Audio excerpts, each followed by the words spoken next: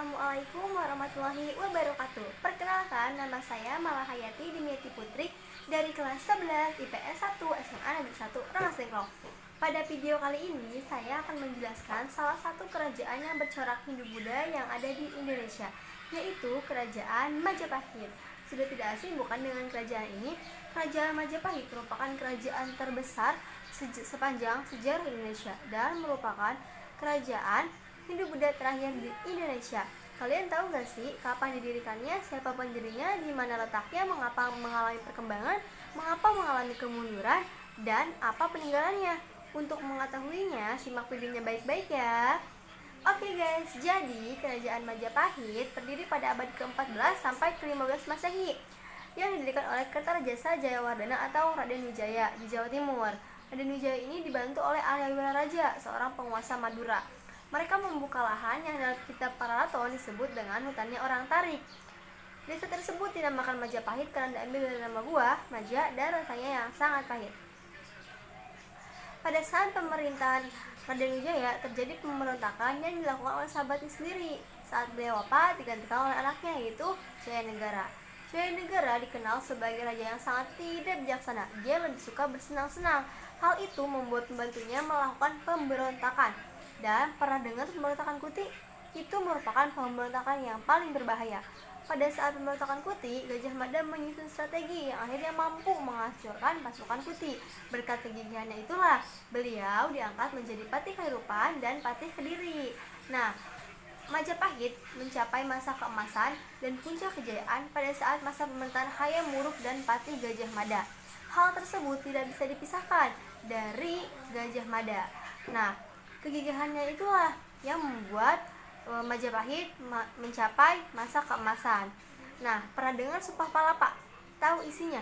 Sumpah Palapa merupakan sumpahnya Gajah Mada yang berisi lamun huu skala Nusantara isun amukti palapa, lamun karah ring bulu ring sarang Tanjung Pura, ring haru ring pahang dompo ring Bali Sunda tumasik Palembang isun amukti palapa, yang artinya sebelum tunduk seluruh Nusantara saya tidak akan beristirahat. Sebelum kalah ring gulung ring sarang Tanjung Pura, ring haru ring pahang dompo ring Bali Sunda tumasik Palembang, barulah saya akan beristirahat.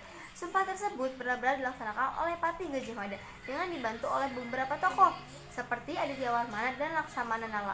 Di bawah Laksamana Nala membentuk pasukan laut yang tugasnya mengawasi perlautan. Nah, kerajaan ini juga kan merupakan kerajaan maritim ya, yang perekonomiannya bergantung pada kelautan, juga pada perdagangan. Nah, terus kalian tahu gak sih mengapa mengalami kemunduran?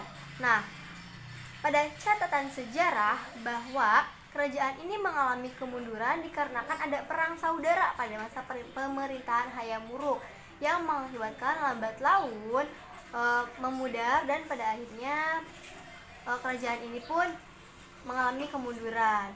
Nah, kemudian apa aja sih peninggalan-peninggalannya? Ada arca-arca, ada candi-candi. Nah, kitab-kitabnya itu ada Pararaton, Negara Kertagama, dan kitab Sutasoma yang dikarang oleh Putan Tular yang semboyannya sampai saat ini kita kenal, yaitu Bhinneka Tunggal Ika. Kerajaan ini tergolong kerajaan yang bercorak Hindu-Buddha dikarenakan ada Siwa Buddha yang identik dengan Raja Kertanegara. Nah, di sini ada penyebutan Siwa Buddha, berarti memang kerajaan ini bercorak Buddha. Dan prasasti-prasastinya juga serta candi-candinya juga menyudutkan bahwa memang kerajaan ini merupakan bercorak Hindu-Buddha atau lebih ke Buddha. Nah, kemudian apa aja sih bukti kerajaan Majapahit? Nah, yaitu ada candi, pintu gerbang kerajaan, kolam pemandian, bangunan waduk, bangunan kanal, sumur kuno, makam kuno. Nah, kamu juga bisa melihat ratusan ribu artefak kerajaan Majapahit yang berwujud koin mata uang yang digunakan pada masa kerajaan Majapahit. Saking besarnya mata uangnya pun artefak-artefak ya. Seperti bahasa Indonesia saat ini kan mata uangnya pahlawan-pahlawan. Sama pada masa itu juga. Dan kalian tuh harus tahu bahwa kerajaan ini luasnya waktu itu lebih dari luas Republik Indonesia saat ini. Bisa dibayangkan bukan luasnya, saking majunya loh. Nah, kemudian peninggalan-peninggalan itu ada prasasti, diantaranya prasasti Kudadu, prasasti Sukamerta, prasasti Waringin Pitu, prasasti Cangga, dan masih banyak lagi lainnya. Kitabnya pun ada kitab Sutasoma, ada kitab Negara Kertagama, serta kitab Paraton. Nah, dalam kitab Sutasoma yang dikarang oleh Empu Tantular, di sana dituliskan bahwa Bhinneka Tunggal Ika yang sekarang digunakan sebagai semboyan bangsa Indonesia.